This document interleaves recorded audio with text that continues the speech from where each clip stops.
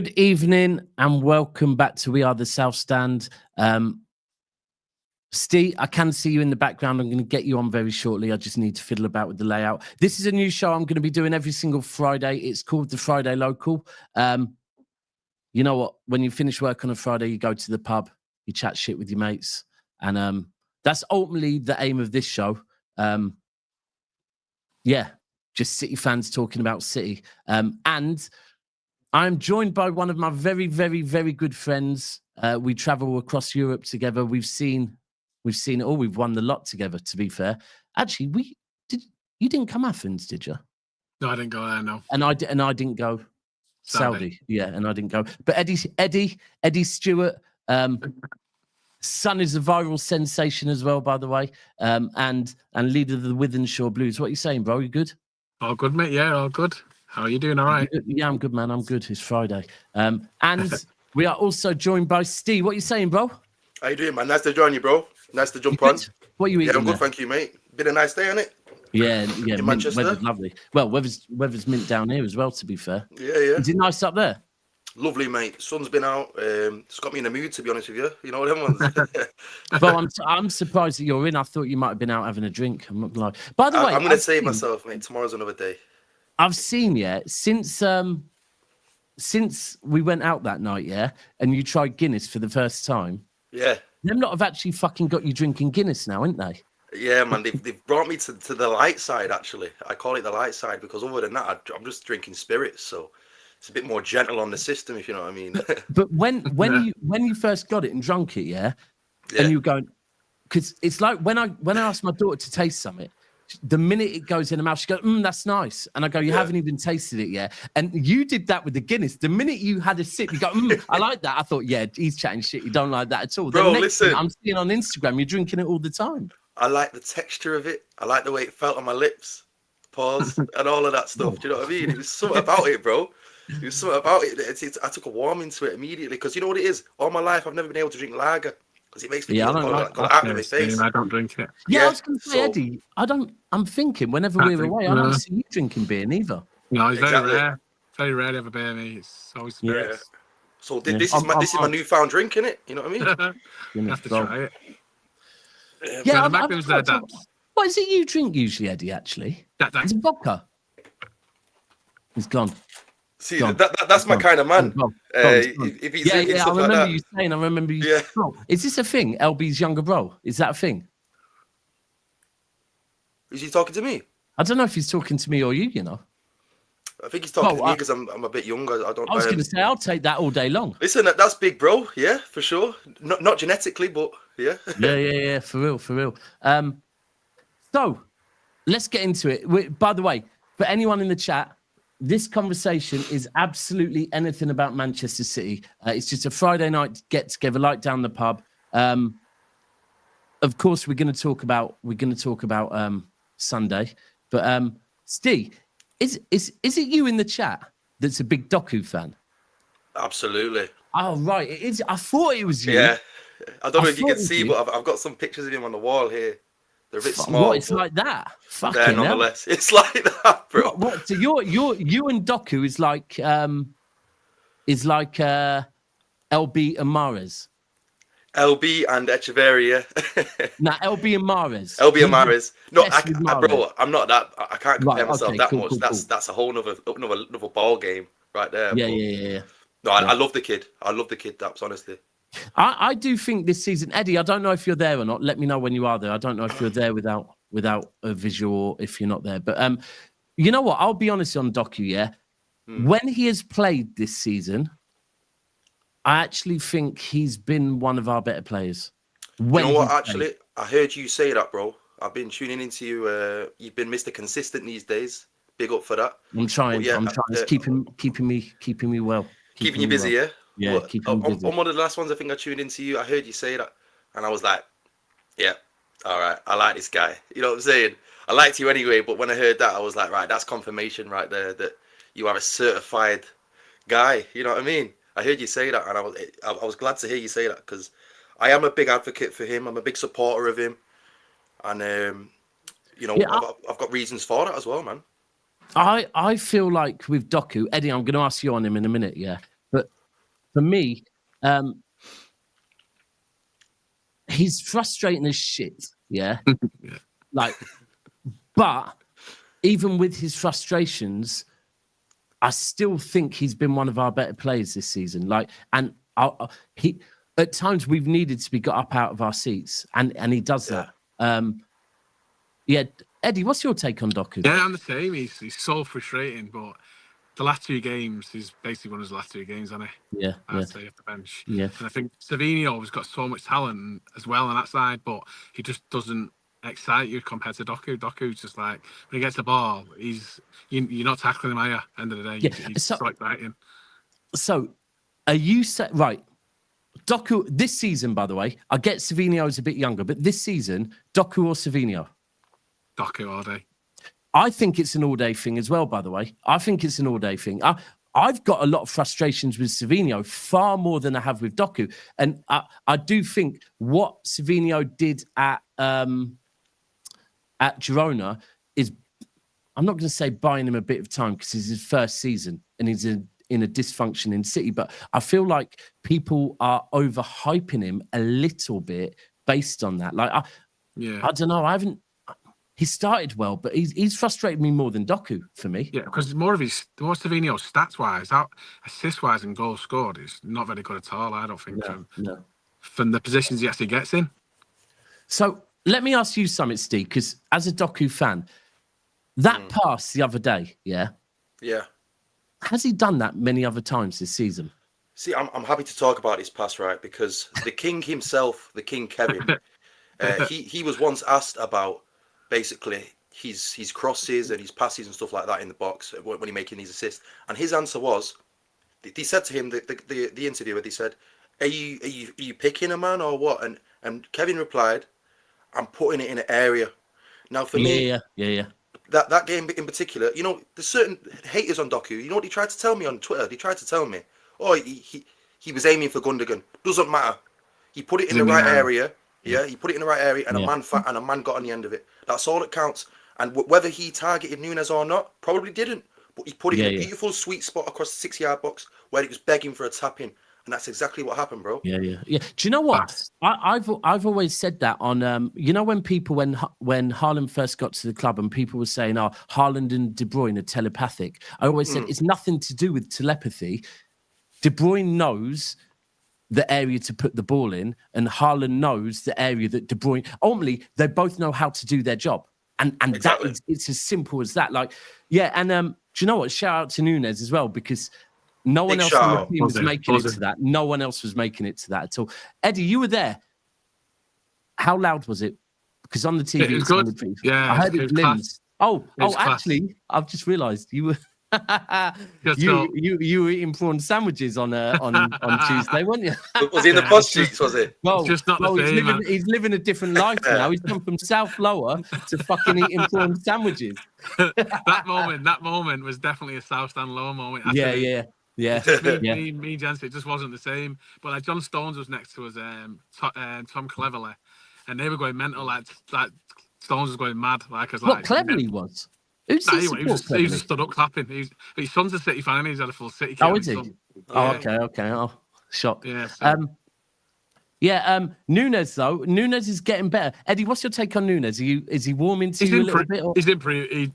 He is improving. Definitely that right back. He still does things where you think, oh my God, how's he playing for Man City? But his overall his pace, he's so fast. Yeah. He's very. He's warming to me. He's definitely. Would you keep him? I probably would, yeah. What about you? What about you, Steve? I think he's playing his way into the squad. Yeah. Not necessarily starting 11, but he's definitely playing his way into the squad. He has certain things about him that a lot of players don't have in terms of his physicality and his pace and stuff like that. I think he's a big confidence player, bro. So I think for a lot of the time he's been shitting himself, to be honest with you, on the pitch. So maybe Pep's not really helped that with some comments he said recently as well. However, he's got himself into a bit of confidence now, and I think hopefully we're going to see a better version of him in many ways. But I think he's playing his way into the squad. I was a big advocate of him before he joined City. I was watching him at Wolves all the time, and just before he joined City, he had a man of the match performance at Old Trafford, which I'll never forget. He absolutely ran that midfield. It's just a shame. It's obviously in midfield at Man City, it's a different ball game, isn't it? Yeah, We've all seen it of ourselves. Though, when he plays midfield, that lack of attacking, like a free ball, he can't do it. He literally can't do it. Do you know what? It has frustrated me at points this season that he hasn't played in midfield, where I felt like, and I'm going back to when we were at our worst, and I just felt like sometimes the defense needed someone to pick up the ball and just fucking run with it, and just give him a bit of space and a bit of time to breathe. But with him, what you said about confidence play is true, because first season, like, let's be honest, when we signed him, there was an element of the fan base that was already, not having him. He's not good enough, right? He's come in, hardly played for us, and then this season played left wing and then put it right back. And I actually think this season he does deserve credit because he's kept going. But also, the way he's kind of playing all of a sudden now as almost like a wing back a bit more, it's a bit more natural for him, because he's finding himself in the middle of the park, almost in kind of an 8 role, kind of almost, but a bit wider, and it's working for him. You two, Nico O'Reilly. I think, go on, Eddie. Go on. I think us defensively, though, now with Guardiola and Diaz staying basically fit as centre halves, we look so much better there. Don't get me wrong, Rashford had his chance early on, but apart from that, we look solid. And I think it's down to us. How many times have we mixed and matched our centre halves all season? And but it hasn't been spoke about anywhere near enough, by us or rivals. Since we've had our back four, we've been brilliant. Like, it's when we mix and match it. When European games come in, we just fail big time, aren't we? Yeah. No, I agree. Going back onto O'Reilly. Sorry. Yeah. What about O'Reilly? For me, right? Go on, mate. That's just ignore me. For me, O'Reilly, when I saw him in the summer, like, obviously people talk a lot about him. When I saw him in the summer, I wasn't overly sold on him. Right? I'm not saying he looked bad, but I wasn't thinking, this guy's mint. But every game I'm watching him, I'm seeing a different quality now. Like, it's just. Did you see at one point there were 3 Villa players trying to drag him back, and he just burst through all 3 of them? It's like Yaya. Sort of towards the left wing, wasn't it? Yeah, it was mad, bro. Like, they were fully trying to pull it, all of them, trying to have a go at him, and he just burst through. It was Yaya-like, and he's quite a skinny lad, isn't he? Yeah. You know what it is with this guy, bro. Yeah, I was just gonna say you took the words out of my mouth. A bit Yaya. Like, I'm seeing qualities in this guy. I mentioned it on a stream with LB that I'm seeing, like, some. Obviously, I'm not mad, but I'm seeing certain aspects of his game and certain qualities and certain moments that he's throwing me back to, like, Patrick Vieira or Yaya Toure. He has that height. I know he's skinny, but I think he's stronger than he looks as well. Definitely. I think he's good on the ball.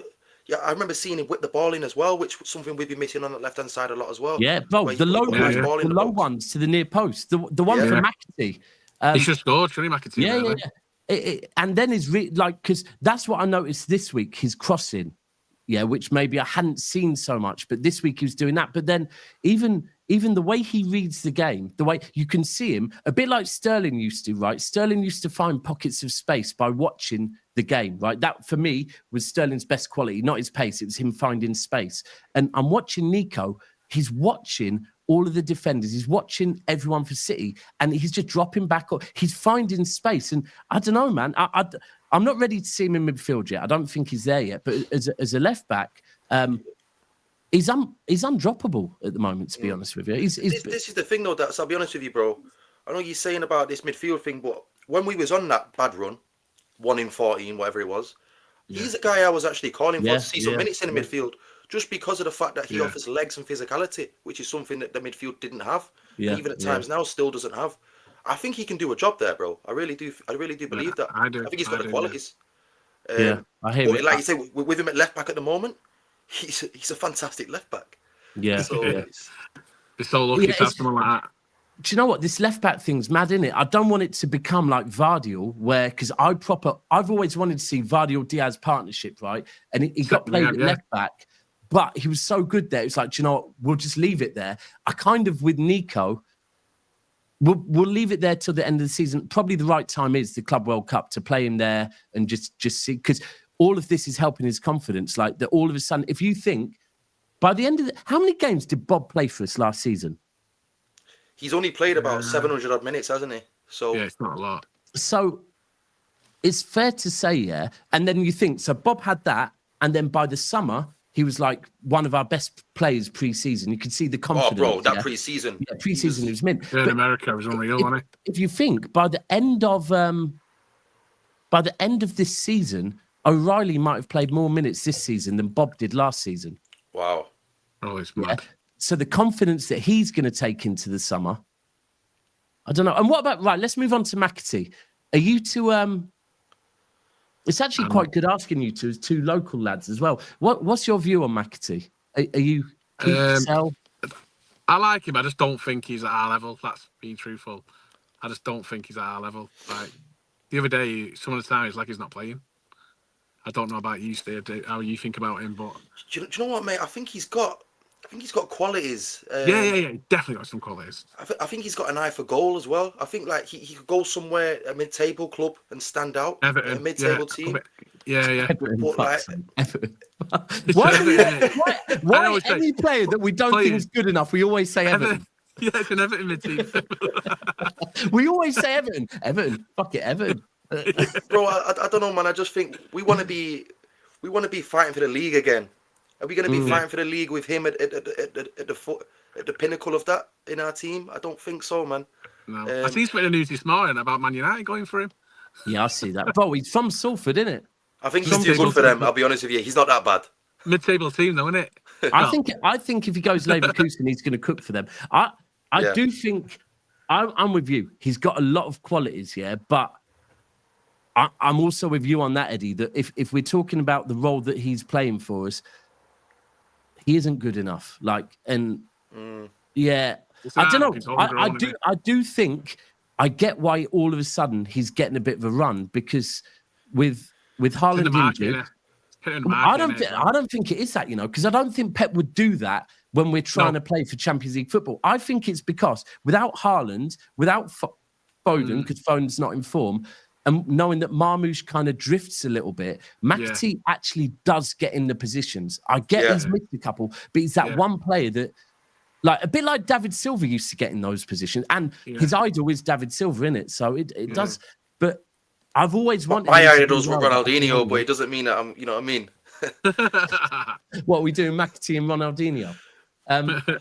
Right, people, 142 in here. Likes are at 86. Let's get them up to 100, please, please, please. Right, this one is a good one for both of you two, because and I promise anyone that's been watching me the last few days are probably sick and tired of speaking about this guy. And I put something on Instagram earlier about him, and the feedback, people weren't too keen on him. Morgan Gibbs-White. Either you two. Yeah, man, bro, I'm not sold on him. I like watching Forest at times this season. They excite me a little bit. Like when I watch him play this season, I've seen things from him that I've liked this season as well. But again, bro, I look at Manchester City. I know people don't like this word a lot, but I like this word. I like to use the word standards because we have set them, bro. We have set high standards, and I look at these standards and I think, are you gonna meet them standards? Which I not necessarily demand, because I'm all right with being in the mud. However, I've tasted the champagne, bro, and I want to continue sipping on that. You know what I mean? Yeah. So it's like, are you that level again? Could he be a squad player? Yes. But for the figures that we're talking, 75, 80 million, maybe that's more. That's how I feel. That's maybe exactly more than that. I feel. Yeah. Maybe even 100 million he might demand for this guy, bro. So I'm not interested, man. Especially for them figures. I actually thought maybe he can come in and be like a bit of a dominator and that, but the guy's only like 5'7" as well, bro. Like, is he short?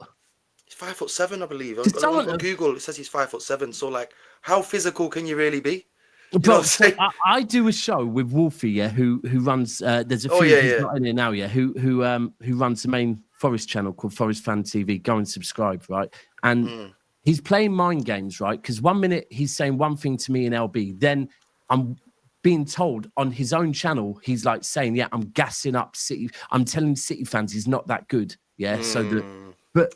He told me earlier he scored a few headers this season. I'm thinking, wow. Well, I'm thinking we need headers because we're shit at corners. That rules out what I've just been saying about his height then. Well, I don't know, but I'm with you two. And 5'9", someone said that is quite short still. But I'm kind of I'm coming on it and I'm saying things, and I think some people think I'm on the Morgan Gibbs White like fan bus, yeah. When I'm saying it might be to do with the English quota and whatever, I worry. Basically, it's a case that I worry. We're hearing so much, it must be a thing, yeah. I don't want him personally. I get the engine thing, but I do think again, are we going from Gundogan in an 8, from I don't know, from Bernardo in the 8 role to fucking Morgan Gibbs White? I don't think it's true. I don't think it's going to happen. We're at that stage now where we can't be buying players like that, where we've got to buy with the best of what's available in the world. If we're going to be the best of the best, we're going to buy the best, and he's not the best. So to me, I rule him out. And this whole English quota thing, because the thing is, we don't know who's going in the summer, but Grealish, I think the writing's on the wall. Yeah, like the fact I'm so gutted about him, mate. Honestly, I think he's been a bit. Been shit on the last few weeks. I think he's not had any minutes at all, has he, the last couple of weeks? Nah, bro, after he had that's the mad thing. He had a good game, then gets dropped. But again, Eddie, we know he's probably fucked up again off the pitch, realistically. Yeah, we don't know. He's probably fucked up.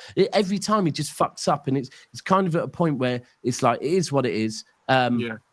I think he could do a job in the 8 role. I think he could do a job in the 10 role, but it's not going to happen. So if he goes, that's one English player we need to fill in. McAtee might be a 2nd, Carson 3rd, Ake 4th, Stones 5th. We do need English players. But it is mad when you start listing all the English quota players. But I do agree with what everyone says. We can't go and be absolutely raped, just because a player is English and go and pay over the odds. And people are right. Go and get another fucking Carson. Go and get another 32-year-old third choice keeper. James Trafford. Yeah, we're not being linked with him. It's weird. I don't understand why. He seems like a good option. He's been doing fantastic as well in the Championship. I was just going to throw a question out to yourselves there as well. So, like, say this Gibbs White thing. Say if they fancy him because he's English or whatever. For a start, I actually think these rules are way outdated. I think this rule is a load of rubbish, bro. You know what I'm saying? Because like, it is 100% is. 100% for example, you know, if you were go to work in Asda, and do you have an English quota there? Bro, do you know what I'm saying? You know what? The Premier League will say they're doing it, Well, madly, there probably is, But like the Premier League will probably say that it's to help young players to come through. But I would not be surprised if this is deeper than football. It's probably the cream has to rise to the top. It has to be done naturally. Yeah. Do you know what I mean? If you're good enough, like Phil Foden, then you can be there, right? But you can't just be forced in there just because of some rubbish rule, bro. And if I was going to ask you now, so say if we go along with this English quota thing that we obviously have to abide by. Say if it's not Morgan Gibbs White, what other Englishmen are out there really that can get into our starting lineup, bro? So someone made a good point. One would be, because when people say Wharton, I'm kind of like, listen, if we're going to poo-poo Morgan Gibbs White, for me, Wharton has not done enough for me to go, Wharton is that much better. And we don't need a 6. What's his name? Robinson, left back, is a fair shout. I think that's a really good shout. Yeah, he's good. He's good. I think he's quite old, but again, we get him for a lot less. That's quite. But I also think, by the way, that I don't know the rules perfectly, but if you're under a certain age, I believe you don't count, right? And under 21. Yeah. 21, but for me, again, that's wrong, right? Because ultimately, City could go and buy 3 elder English players to hit the quota, and then that means that the younger players maybe won't get as much as a sniff. Whereas actually, if you say youngers as well count, then there's more chance of the younger players from our academy coming through. So I don't know. I think Robinson's a shout. Anyone in the chat, if you can think of any other English players that I'll tell you one guy I do like, bro, but I don't think we need him at this moment, which is one of them. Is Mark Gahey from we were linked with him for a while, I like this guy, bro. I think he's a really good centre half, you know. But I just don't think we need any more. Exactly. I don't think we need a centre half at the minute. Sick of defenders. So, bro, I'm sick of defend. Bro, we'll go and get Gahey and we'll hear that Pep's saying, "Oh, you know what? Gahey can play as a left back." Like it will happen. It would be that. It would be. I think he's class though. Honestly, I really like him. Top player. Top player. In terms of the clear out as well, bro. Like the likes of John Stones and stuff like this. I'd probably keep Ake over John Stones, but I'm happy to see the end of John Stones now, to be honest with you, because I feel like he'll come in again and he'll go off again in the same game. That's how I feel about John Stones at the minute. Lucky he plays 3 or 4 games on a trot. He's so bad. That's what I mean. I'd be happy to part ways with him, to be honest with you. It's getting really bad in it with him now, and I feel like this season. I think with Doku, because Doku's kind of, although Doku hasn't had long-term injuries, he's kind of been in and out like a bit. Yeah, he's had a few, and I feel like this season more than ever, Pep's gone. Yeah, that's it. If I can't rely on you, I want gone now. Like, because he knows it's fucked us up this season badly, very badly. So sorry, I'm just trying to add someone else, but there it is. Bear with me. People, make sure you're smashing the like buttons. There he is, Martin.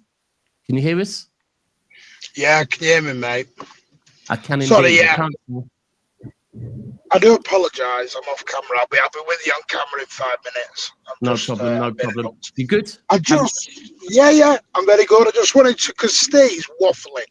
Oh, for God's sake. Steve's always having a waffle.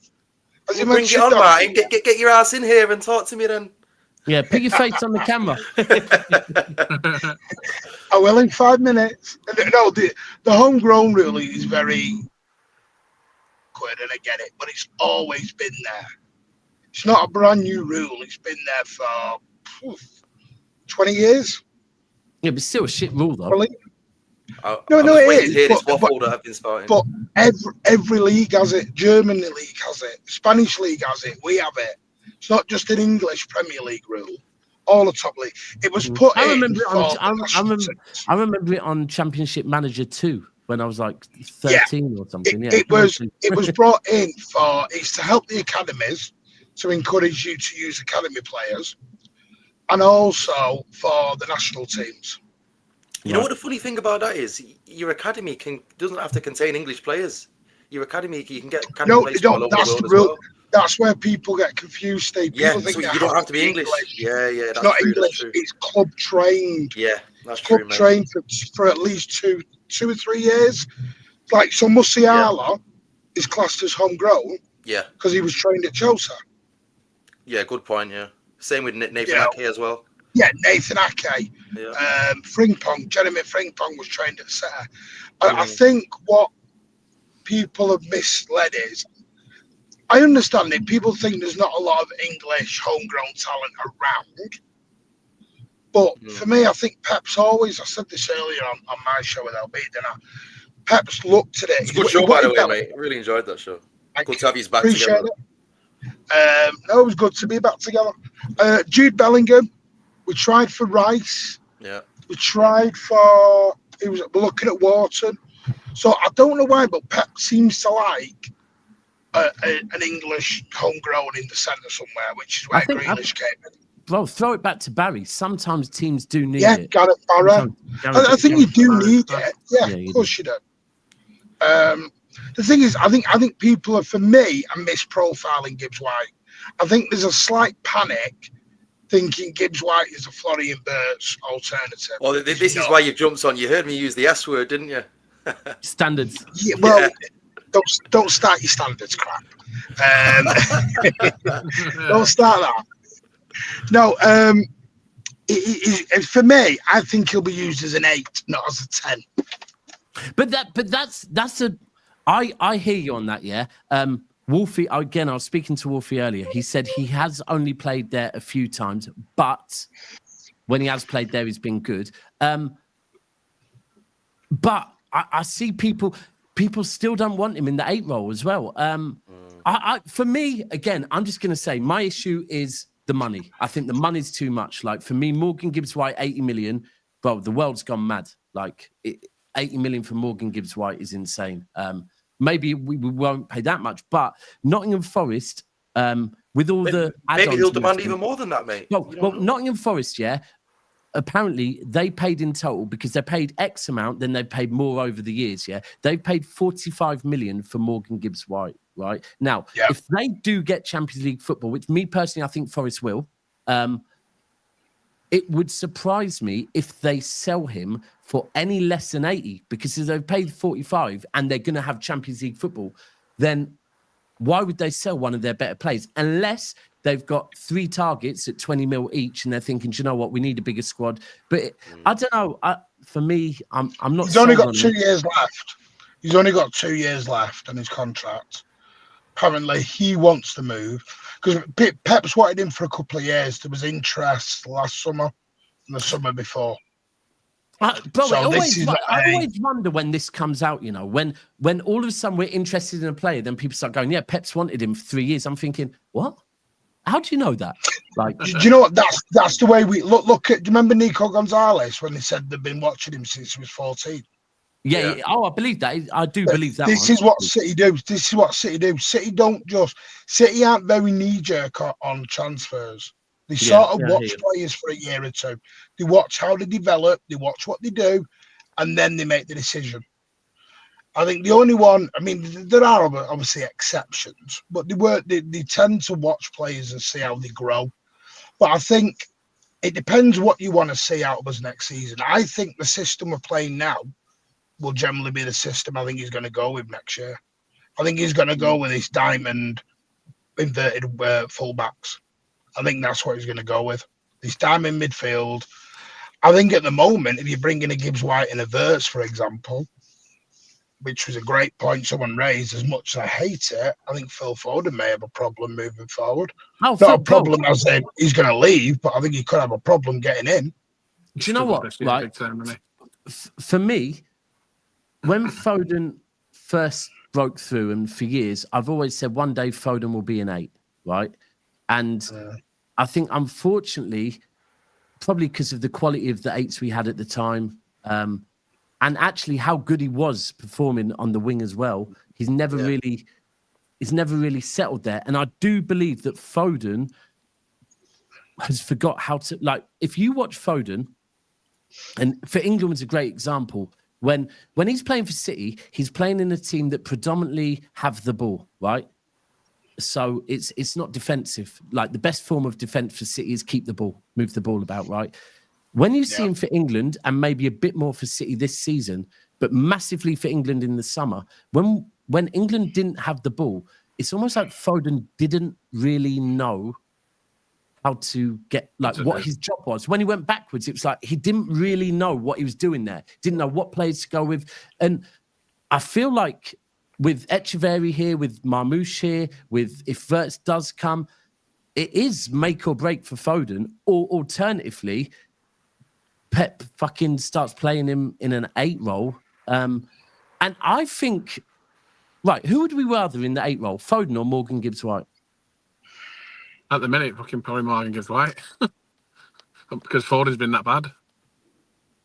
Yeah. See, that, and I agree. I don't disagree with you. But would we want to go and spend 80 million? No, no chance. No. I do think Foden is naturally a better footballer. Do you know what? You just said something there, though. If we end up at neither, I hear you on neither. If we do play this system next season, there is a player, when we're just talking about homegrown, right? Someone mentioned Frimpong. Now, when we're playing with a fullback, I don't think Frimpong's it because he's more of a wing back. But if Pep is going to play this system, I am a bit surprised I haven't seen more links on Frimpong because he would hit the quota, right? Yeah. The thing is, for me, mate, next season, I think it's going to be kind of different keys for different locks. You know, we can't always play the same system every single game. Yeah. Sometimes you have to change in game as well. So I think it's important that's what your squad's for, isn't it? To be able to adapt. Yeah. True, you know, if we're playing a very difficult game like an Arsenal or Liverpool, I wouldn't like to see a guy like Frimpong at fullback, no matter what formation you're playing. No. I'd want to see a guy more like a Guardiola at fullback. Do you know what I mean? Yeah. Frimpong at fullback, like I understand going forward, Frimpong would look quality for us, but I do worry about him defensively. Massively worry about him. Well, the thing is, mate, if we're sticking it on a team, if we're sticking it like 10 minutes to go, for example, people they want to bring Doku on 10 minutes to go. If you're sticking on a team and you're trying to get a goal and they're shitting themselves in their 18-yard box, put a Frimpong on. All day long. Yeah. You know what I mean? But I think, do you know what we've been saying? The thing is, though, Steve, So Frimpong ain't going to come here to do a 10-minute roll in the No last chance, 10 minutes. This is the problem. It depends who you go with, and it depends because you just said it. You've got Foden. Say Foden does come back. What do? You've got the Echeverri. It's all right saying have a bigger squad, and I 100% think we will have a bigger squad. I think we've got to be careful about having a certain type of player backing up. I think it's very much harder now for me to have a quality player backing up a quality player. Because the trouble is that quality player will get They want to play, don't they? He's going to get pissed off. Yeah. I think Foden is one that, and I think I said this, it might have been to you, Martin. I've definitely said it on a show that I remember Pep saying a few years ago, I think it was probably the summer before last. He said, managing Foden up till this point's been easy, but now he expects to play every game, right? And now this is where managing him. And that's the problem. But I feel like with Foden, he is that one player that actually might not be too mad at being a rotational player if managed correctly, because he's tasted the champagne by doing that. Yeah, he's won player of the season by being patient. Yeah, I'm not sure on that. Do you think? Can any of you not envisage? I just can't envisage Foden leaving City. I really can't. Well, here's one for you. Sorry, go on. Go on, mate. Go on, you go, mate. You're right. Go on. I was going to say, remember James McAtee at the start of the season? I'm happy to sit on the bench and play 2 minutes. Well, how long did that last? A month?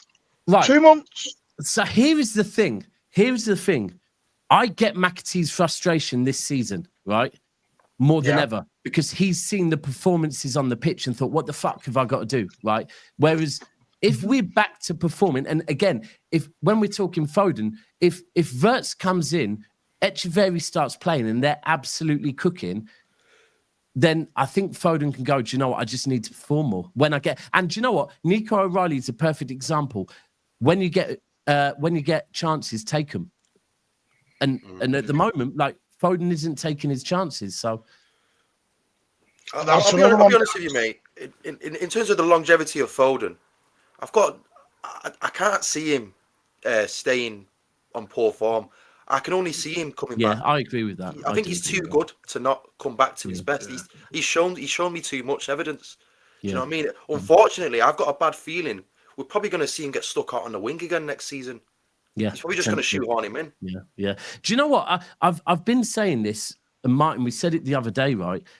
I think the best bet with Foden right now, and I think the United game for me was the last straw. When we're starting him, like we're trying to find form, and I think we're finding it now, yeah. But when a club is trying to find form, to also drop a player that's trying to find form in that team, yeah, is just crazy. Even more so when he clearly has confidence issues in his mind right now.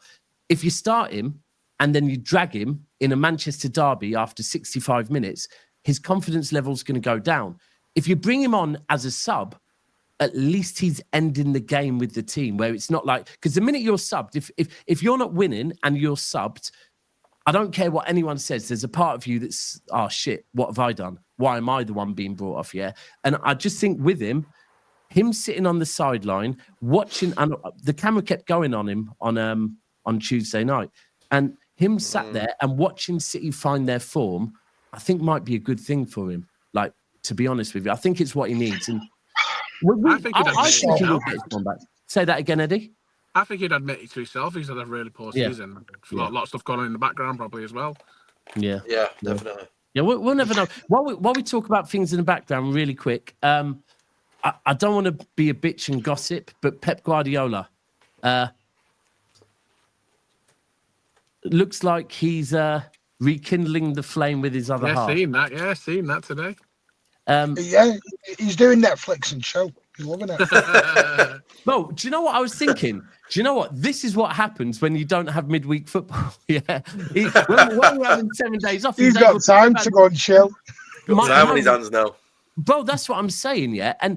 But it makes me wonder, like, someone said to me, oh, do you think she might say to him, all right, cool, I'll give you one last shot. A bit like Walker. I honestly think Walker's missus said to him, I'll give you one last chance, but we're getting out of England, right?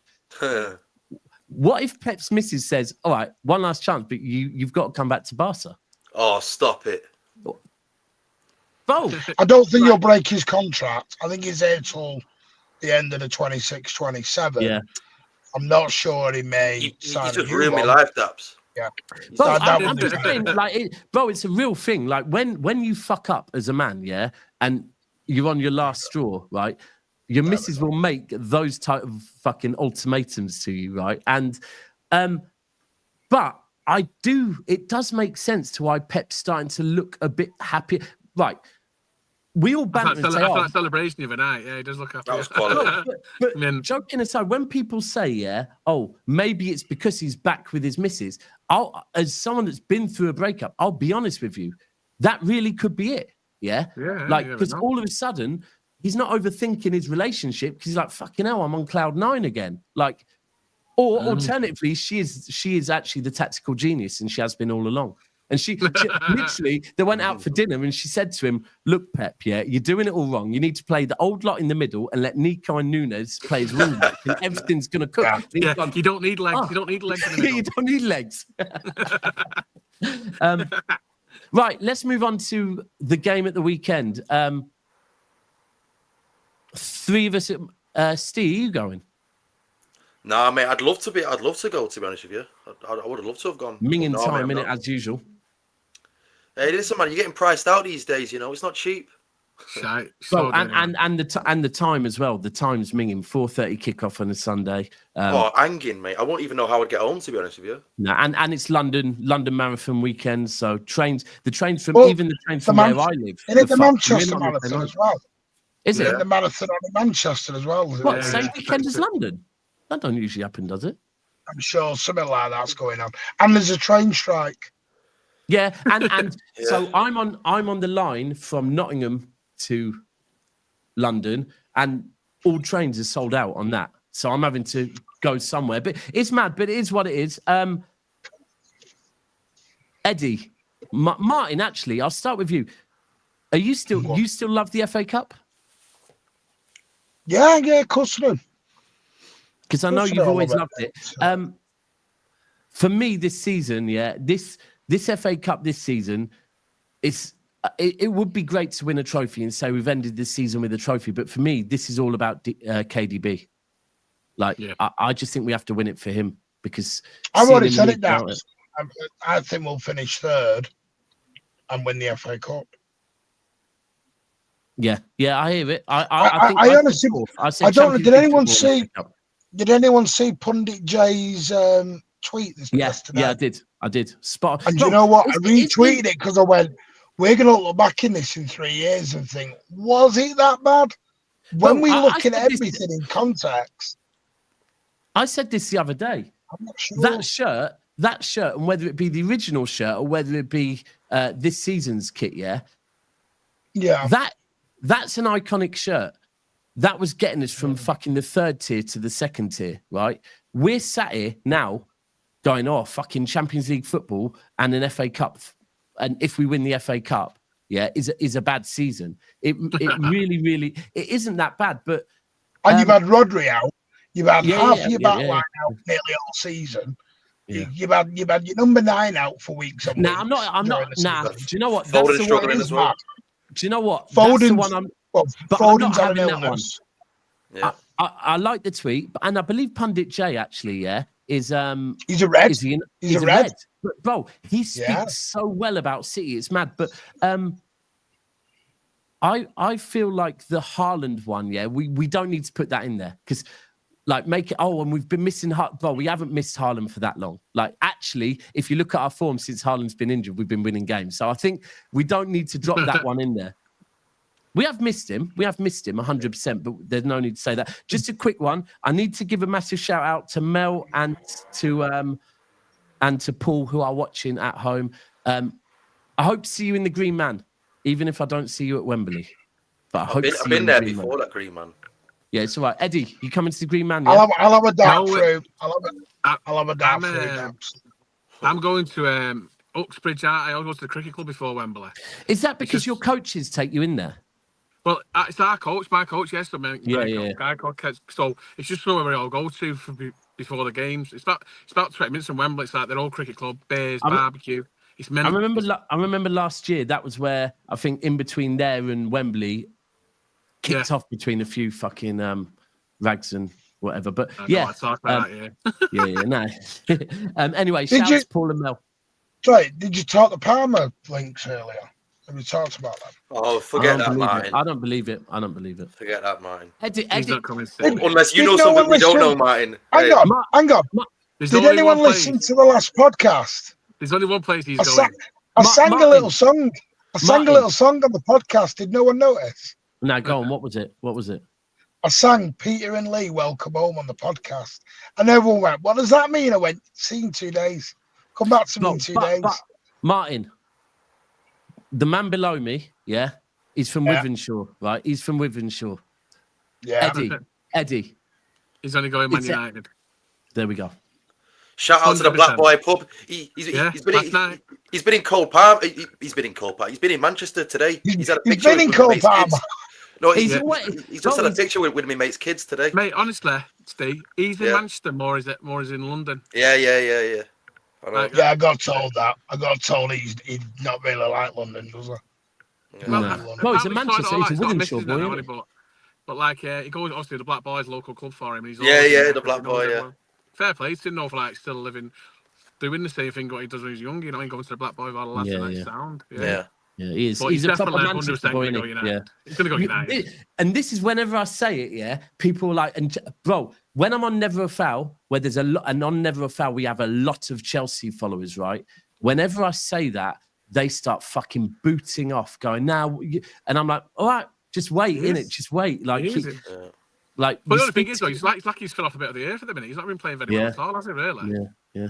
Well, in hindsight, now I've used this comparison a few times because people are so scared of us selling young players because they go, remember what happened with Cole Palmer? But I'm like, hold on, but you're the same person that's knocking Foden, right?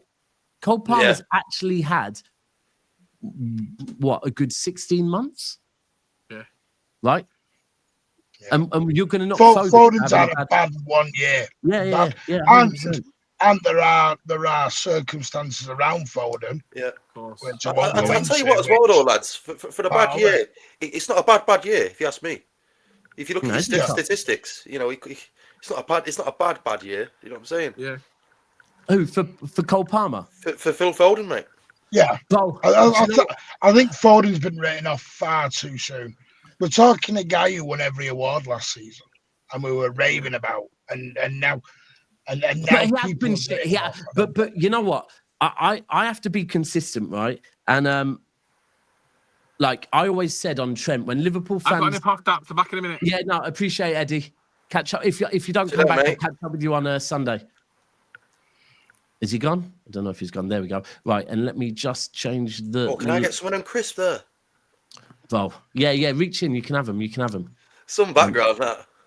Well, I was looking for bars. I was looking for bars everywhere. Right. So you should have done the Mancunian. Have you not got a picture of the Mancunian? I'll find one, bro. I had to get it ready really quick. What's it called? Is it the Hardwick? Yeah. Right. So what were we just saying? Yeah, on Foden. With Trent, Liverpool fans put Trent on a pedestal. So I judged him on a pedestal, yeah? We have put Foden on a pedestal, so we have to judge him on that, right? It has been a bad season. Now, anyone that is on a, I don't really hear we need to get rid of Foden. And do you know what?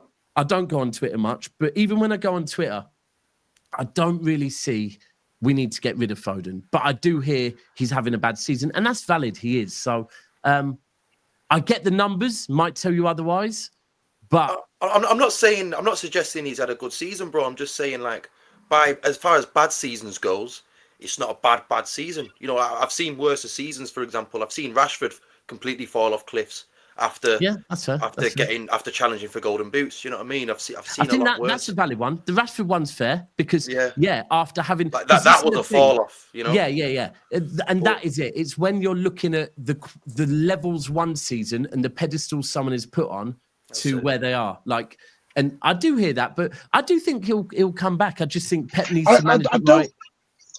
I don't think you hear sell Foden, but you do hear Foden's finished. It's that line. Oh, that's even worse, Foden's man. finished. And that's the bit I don't get.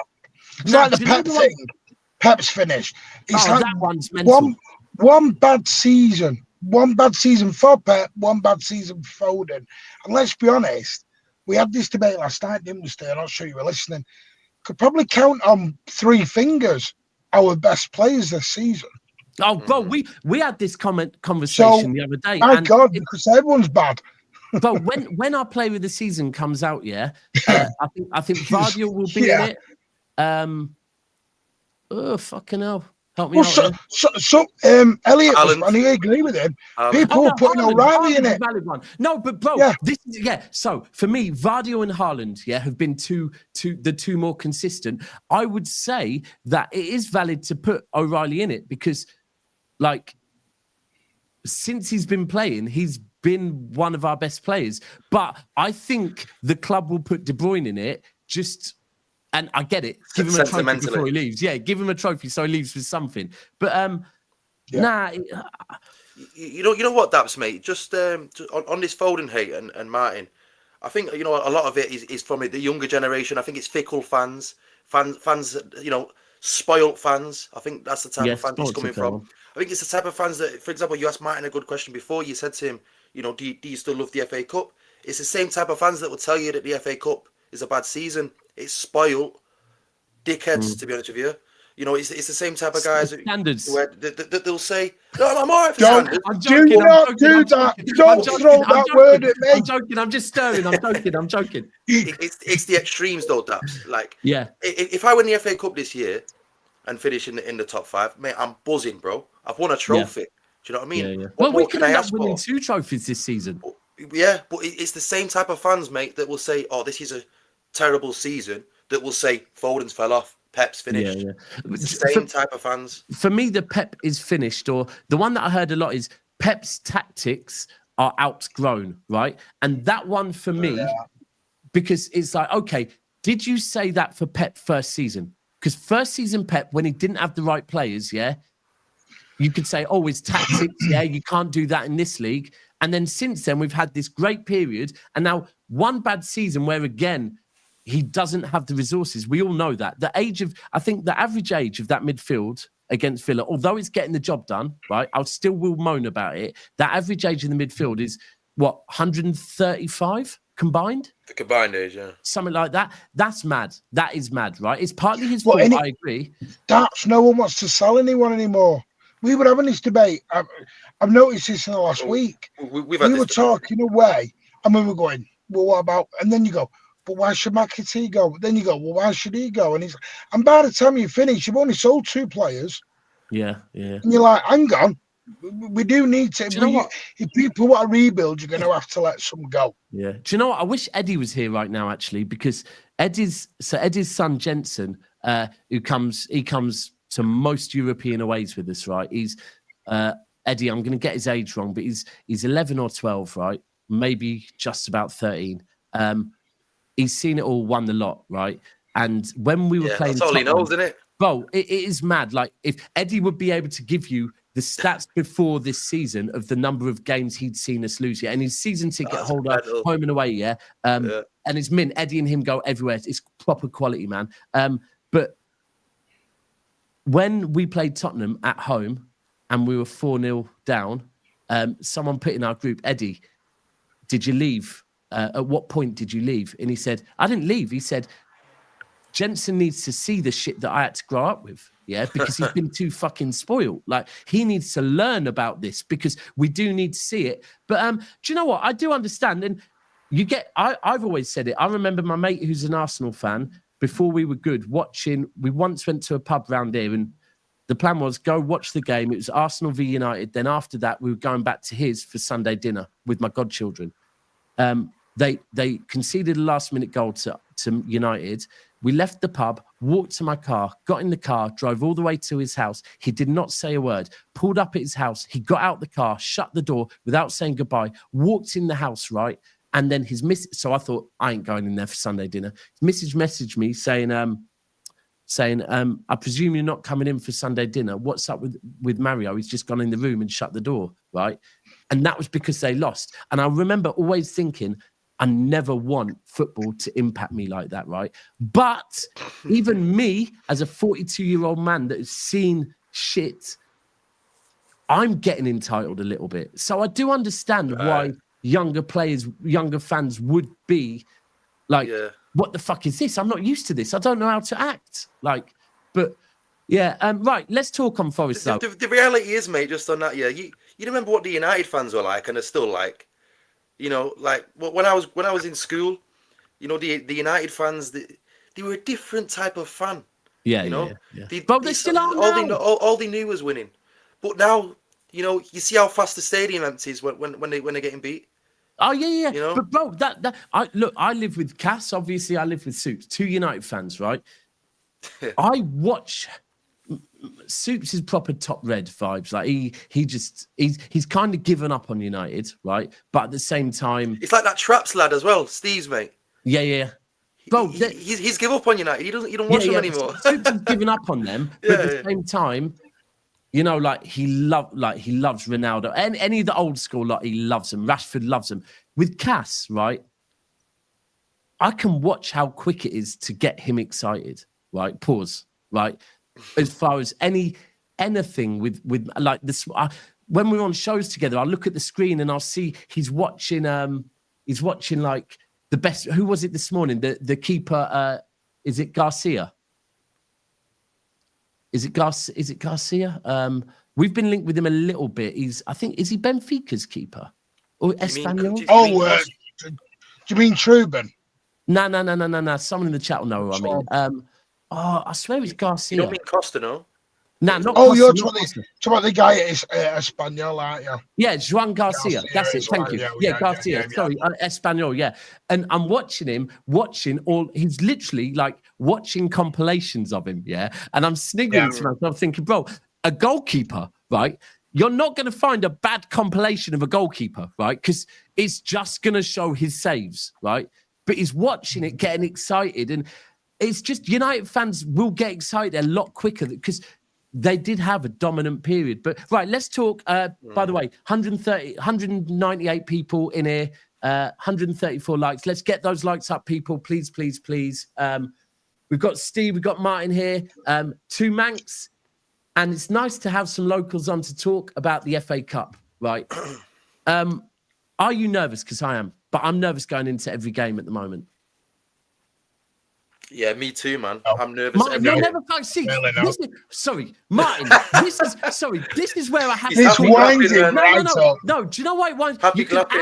You can act like you did that on purpose, but it's too. You didn't. Yeah, you didn't. You say about being entitled, but whenever I ask you about any team, you being worried, you're like, "Nah, we're going to beat them." You ask, bro. You're the same. You know, you are the same. You've become entitled, Martin. No, right. Okay. Do you know what it is? I think, and people, because this is something I've been labelled with a lot. You haven't been shagging that taxi again, have you? You're not. That's an ambulance. That's an ambulance, not a police car. Sorry, Jackie, shut up. He's tapping on the window now, Martin. He's tapping on the window. I'm trying to get Jackie out of the car, but anyway, Steve Black's over there. In all seriousness, because someone said to me yesterday, I was like, I was getting a lot. Me and LB have been threatened this week. And we're like, what's going on? And I'm like, and then someone DM'd me and he went, do you know what's triggering a lot? I said, what? He went, you're so calm. I said, do you know why I'm calm? Because I kind of accepted this probably November when we started that. Honestly, whenever I speak to you, you think we're winning every game, though. No, I knew we were coming to this. I'm nervous about Wolves at home still. I accepted. For me, and the reason I'm not nervous now is I knew this was coming. When we didn't spend in the summer. So why do you think we were going to win every game if you knew it was coming? Because that's just me blindly backing my team. Right, okay, fair. I'm just blindly backing my team at that point, but I'm not. I've sort of not switched off from this season. I'm already into let's get this rebuild underway. Oh, I agree with you on that. Do you know what? We had a That's comment. where I'm at a little bit. It's very weird. I don't know. I can't be affected about this season anymore. No, I've gone numb to it. Do you know what, Martin? Right. So I was just saying this to Wolfie as well, right? So we got a comment on the channel earlier on, right? Me and LB's show where me and LB, I think we're pretty balanced, right? We're pretty balanced. I think I'm very much a pessimist. I can't get rid of this fucking old school City PTSD. And this season's just brought it back. Do you know what? I was getting close to actually being an arrogant fucker. And then this season's just reminded me never to become an arrogant fucker. But someone commented saying, like, maybe we were talking a little bit positive. And they said, look, we still look shit. Yeah, professional idiot. I'm going to come to the super chats. Apologies, and we do appreciate it. I'm really sorry I haven't read them out yet. I promise you I will. So someone commented saying, yeah, but bros, we still look shit this season with this old midfield. And my response was, I do get that, yeah, but there is nothing that can be done about that right now. We all get that. Every single one of us get that, right? But we can't address that until the summer, right? And I think the key is as well, the reason why only Nico came in January is because the quality of the midfielders that we want and that we need to replace the midfielders that are going, it's too hard to do that in January, right? So right now, I agree. I don't disagree. I'm not happy and I will complain, even though they're getting the job done. I'll still complain on Sunday if I see a fucking old midfield again. I still will complain because it's frustrating me. But that's the thing, that people think I don't complain. I do complain. I just do it calmly now. I've never been someone who's going to throw my chair and everything through a window. I'm not like that. But what I don't get is like we all understand that, yeah. But I'm not going to moan about it right now because for me, I know the only focus is getting fucking like right now, me and LB said this morning, we don't think Pep is doing no masterclass at the moment, but whatever he is doing and whatever the unks are doing, it's getting the job done. And that's all we need right now. Then the summer, if we do not address it in the summer, I will moan. But I don't want our fan base to become like certain other fan bases where there is literally an element of it that even when you're doing well, that just want to find a way to be negative. Like, because that for me, I'll never get that, never understand that. Yeah, that's what I don't like. And because I said this to, it was Tony on the podcast, I went, in December time, we were moaning about no control. We couldn't pass the ball 5 yards and we were getting split open very easily. He's now found a system which has made us not the most attractive team to watch, but we're actually stubborn now. We're compact. We're controlling games. And more importantly, we're now winning games. And we're keeping a lot of clean sheets. Yeah, the thing is as well, some fans are now moaning about the style, but they're moaning about the style, saying that's boring. So we can't win. But I do get the style. Sorry, Steve, I'll let you come in 1 second. I do get the style being boring, 100%. I don't disagree with that, yeah?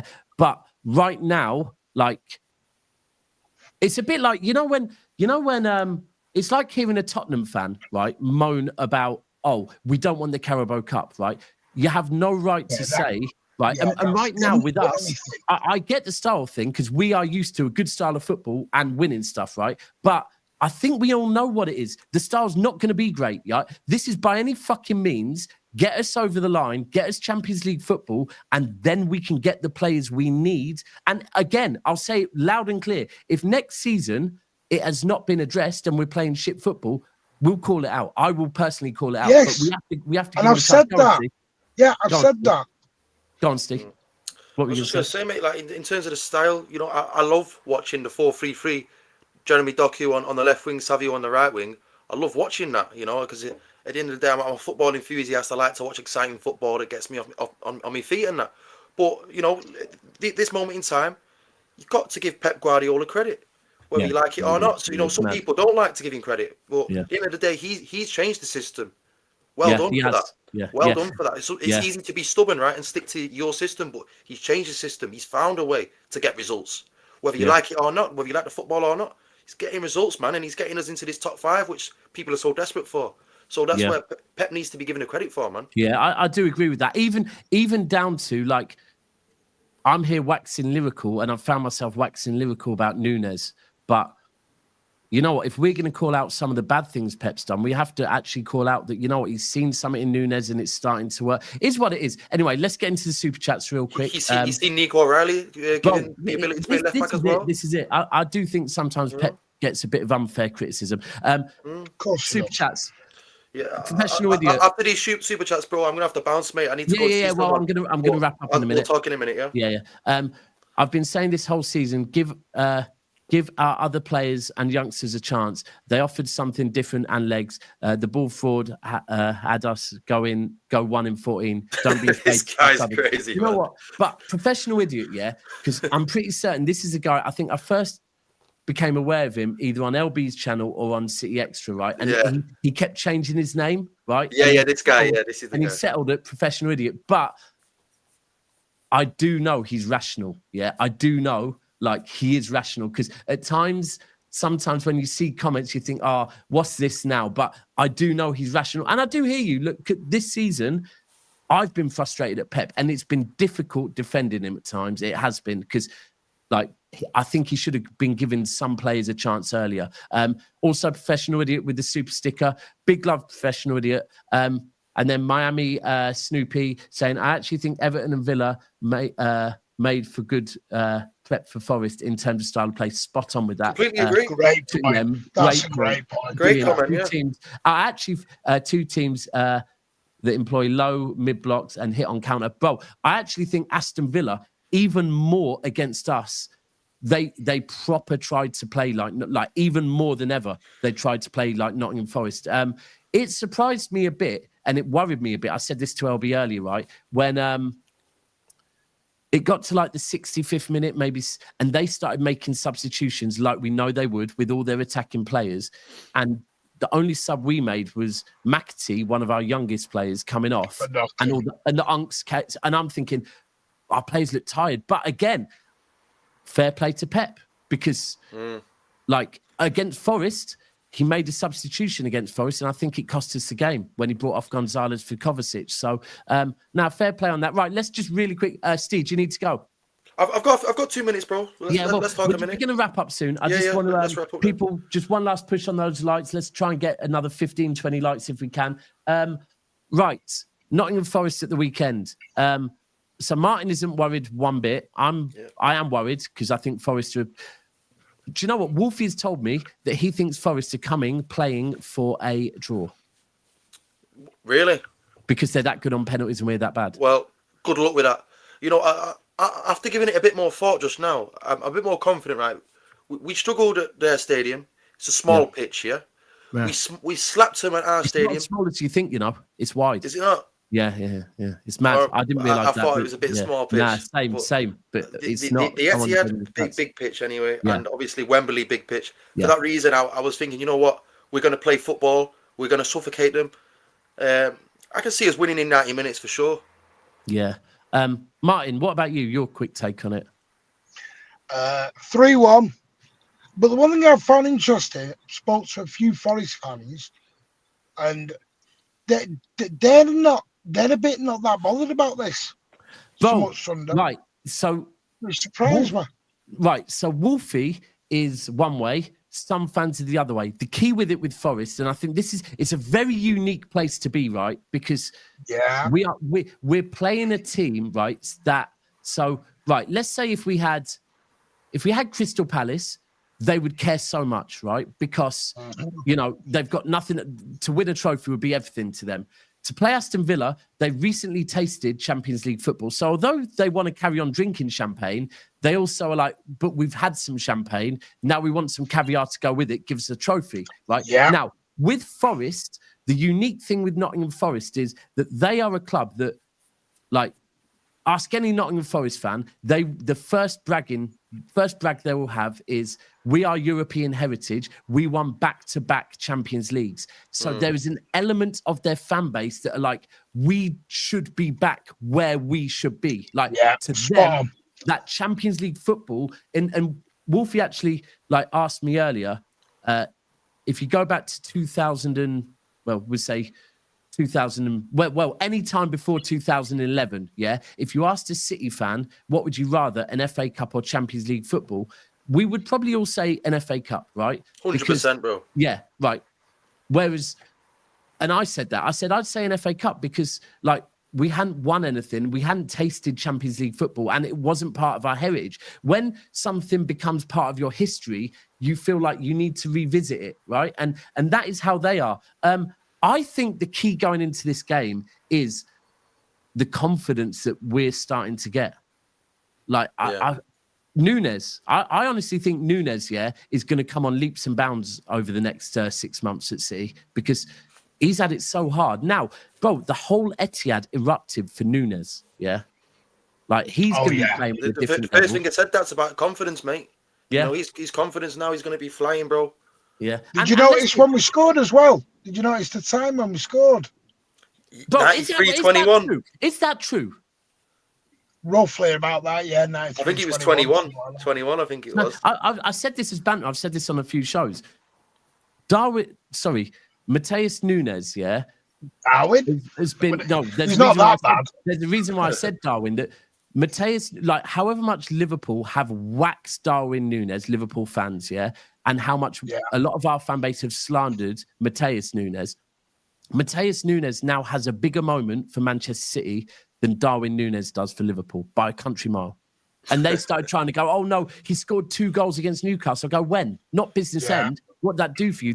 This guy, and bro, like, and actually that's where you have to give credit to Pep, because our midfielders that in previous seasons might be hitting that far post, they can't hit that far post in the 93rd minute no more. But Nunes can. You know what Nunes is doing? You know what Nunes is doing? Someone told me this. Nunes is playing midfield at right back. Yeah, he is. It's he's like playing a midfield role as a right back. He is. It's very weird, but it's working. If you're a fullback, you're a defender that goes forward, right? Mm-hmm. If you're a winger, you're playing there. If you're a wing back, like, literally your position is where an 8 would sit, right? Pretty much. Yeah. And like, you saw, the Everton game was a great example. The amount of space he was seeing, and he was driving with the ball. Right, so we're going to wrap up soon, people. Do we make many tweaks, do you reckon, to this team? I wouldn't. I'd probably make one. I'd probably bring Nico in for Kovacic. Yeah. The one thing I would do is bring Haaland on if he's fit. I know he's been training. Oh, is he? No, Steve, no way. Is there a chance he might play? I don't know, man. He's been training. If I see you got boots on you, no, forget that. That's different, man. Rodri's training. If you're throwing that out. Hey, hold on. It's all about the red or green light, right? It's not Squid Games. It's Pep's red or green light, though. If I see footage of you with your boots on, then I'm thinking maybe there's a chance. I don't know. Well, you don't want to know about Rodri's boots, then. You don't want to know about Rodri's boots. You know what? Completely different, man. Nah, do you know what? I agree with George on this, that if Haaland is getting closer, saving for Wolves. I think also the way that Nottingham Forest play, I don't think, like, it's not like, oh, this is the ultimate team for Haaland to play against. They sit low, right? Yeah. Okay. But that's my worry. I really, really, really rate Nottingham Forest defensively. I think they're like the Tottenham game. They're missing a few, though. They're missing. Is it Aina? Could be out. Missing Aina. And is it Morello? He's just dodging Doku. That's all he's doing. Yeah, Williams is suspended. He's suspended. And there's a doubt on who's the Brazilian. Is it Morello? Oh, that's bro. Now that one is a big one. I'm not sure. I'm not sure. I haven't seen the press conference of Forest, so I don't know if he's trained or anything. When is Friday? It's Friday, bro. Yeah, we got 5 days. Week today. Yeah. Okay. I wouldn't risk Haaland in this. No. But I look at Oscar Bob. Oscar Bob's broke down 3 times since he's come back. This is when you've been on long injuries, Martin. Different story. At his age as well. You know. Yeah. At his age. When you're on a long injury it's like not this, the same injury.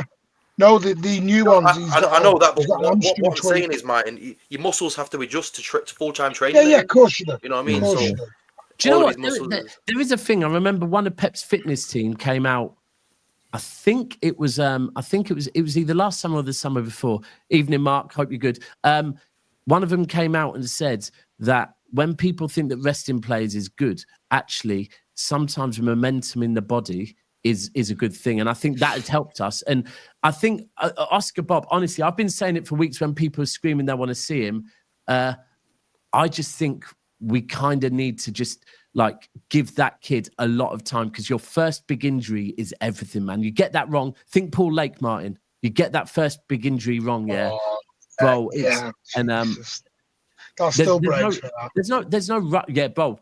And any Blues, yeah, and this is young or old Blues, right? Paul Lake, yeah, go and research Paul Lake, Manchester City legend, and get his book, yeah. His book is one of the best books I've ever read, and it's a proper. Also, it's not just about him; it's a proper good insight in. Here's a good book. Thanks to the Mancunian way. Just a quick shout out. Okay, yeah, I might need to read that as well. What is that? Pep's book? Yes. Yeah, Is it City Era? Is it City Era? There's no pictures, though. Yeah. It's very disappointing. I don't need pictures, bro. Fucking pictures. It's not paint by numbers. It's not paint by numbers for stay. It didn't come with a. Do you know what on that, Daps? Think about two players, and I'm sorry, I'm going to sound very old school here. I do about Paul Lake and Michael Johnson. If those two, Michael Johnson hadn't have gone down the demon road, you know what I mean by that. Yeah. And Paul Lake hadn't got his injury he got. Those two lads would not have just been City legends. They'd have been in the England team. Bro, forget the England team. Have you read Paul Lake's book? Yes. Right, bro. He literally so back in the day, England used to have A team and B team, right? And before the World Cup, you pick a provisional. Paul Lake was in the provisional England team. I think at the age of, I think he was 20, right? But back then, 20 and getting an England team was a big deal, right? And Bobby Robson, basically, when they made the cut, he rang up. I think he rang up Howard Kendall, I think it would have been at the time, and said, look, he's not going to make the cut, but this guy could be future England captain, right? Look after him. And City made him over Peter Reid. Manchester City made Paul Lake at the age of 20 or 21. He made him club captain, and they said, look, you play over X number of games for us, and we will make you the highest paid City player ever. And in that season, he went and got injured. And bro, the book's cold. That's crazy, bro. It talks about how, and this. So if you look at Paul Lake, Paul Lake's a Blue from birth. Yeah, he grew up playing for Manchester City Academy with Ryan Giggs. Right, Ryan Giggs obviously fucked off. When Paul Lake had his testimonial, we were supposed to be playing Rangers, but Manchester police said, nah, we're not having Rangers down here. So last minute, the minute Fergie heard it was Paul Lake, he wanted to sign him. He said, what, it's Paul Lake? He said, and this is, by the way, this is a week before, I think, the Champions League final or something mental like that. Fergie said, yeah, the testimonial, City v United, right? And all of the players, and Ryan Giggs played the full 90 minutes because, bro, the guy is a legend, yeah? And it's probably... It ended 0-0. Well, and he came out in his blue... I remember it. I can see it to this day. He had a blue knee strap and everything underneath that. Bro, it's it quality. was so emotional. It was sad. The book had me in tears when he's talking about how mental health, and he talks about the old City and how which was a poor city, and how they treated him. Basically, they should have sent him to America to a specialist years before. They didn't bother. What injury did he get, bro? Well, it must. I don't know what it was, but it was. Was it a cruciate ligament? It was a ligament, but it wasn't. There wasn't the science there was today. Yeah, and there was one guy in America that was sick, yeah, and basically City took way too long to send him to it. Then eventually, and bro, he was doing one of them ones where he'd come back, play one game, and get injured again, right? And then eventually we sent him there to America, but check this. They flew him back from America after the ACL injury in normal economy seats, yeah? And he talks about how he fell out of love with the team that he loved, but then when City got bought by the Sheikh, how they reached out and got him back involved doing charity work. Bro, honestly, that book, Paul Lake's book, the other one I would recommend reading, just because he's a shithouse, is Andy Morrison's book, yeah? And that talks listen, when you talk about City representatives, yeah?